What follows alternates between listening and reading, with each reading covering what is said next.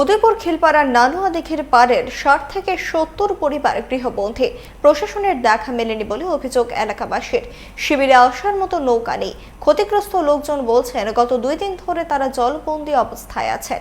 শেষ পর্যন্ত এদিন সকালে সংবাদ মাধ্যমের সামনে ক্ষোভ উগরে দেন ক্ষতিগ্রস্তরা।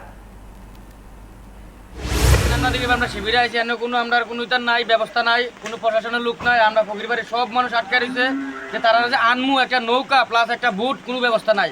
রাজনগর পঞ্চায়েতের মধ্যে 2 দিনের নৌকা দিয়ে রাখছে, বাট আমরা দিকে একটা নৌকা নাই।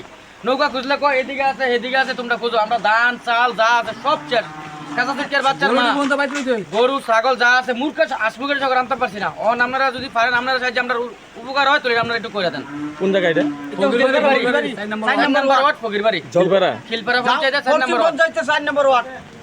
জল কবে ঢুকছে?